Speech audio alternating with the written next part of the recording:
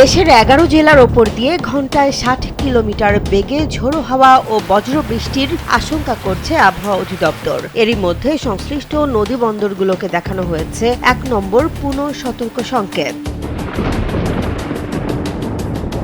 আবহাওয়া অধিদপ্তরের বিশেষ পূর্বাভাসে বলা হয়েছে, সোমবার সকাল ৫টা থেকে দুপুর ১টা পর্যন্ত ময়মনসিংহ, ঢাকা, ফরিদপুর, খুলনা, বরিশাল, পটুয়াখালী, নোয়াখালী, কুমিল্লা, চট্টগ্রাম, কক্সবাজার ও সিলেট অঞ্চলে দক্ষিণ অথবা দক্ষিণ পশ্চিম দিক থেকে ঝোড়ো হাওয়া বয়ে যেতে পারে। এর সঙ্গে থাকতে পারে বৃষ্টি ও বজ্রবৃষ্টি।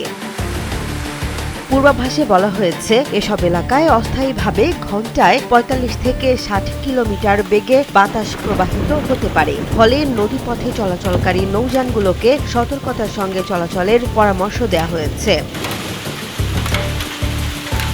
এদিকে দেশে সক্রিয় হচ্ছে দক্ষিণ পশ্চিম মৌসুমি বায়ু। আবহাওয়া অফিস জানিয়েছে, পশ্চিমবঙ্গ থেকে উত্তর পশ্চিম বঙ্গোপসাগর পর্যন্ত বিস্তৃত রয়েছে লঘুচাপের বর্ধিতাংশ।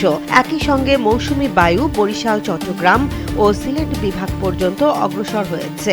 আগামী কয়েকদিনের মধ্যে এটি সারা দেশে ছড়িয়ে পড়ার অনুকূল পরিবেশ তৈরি হয়েছে।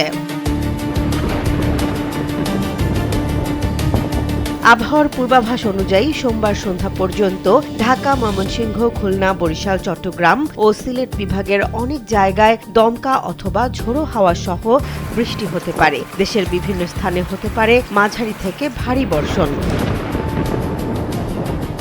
আগামী কয়েকদিন দেশের বিভিন্ন অঞ্চলে বৃষ্টির প্রবণতা অব্যাহত থাকতে পারে। বিশেষ করে সিলেট বিভাগে তুলনামূলক বেশি বৃষ্টির সম্ভাবনা রয়েছে। পাশাপাশি দেশের বিভিন্ন এলাকায় বজ্রসহ বৃষ্টি ও কোথাও কোথাও ভারী বর্ষণের আশঙ্কা রয়েছে।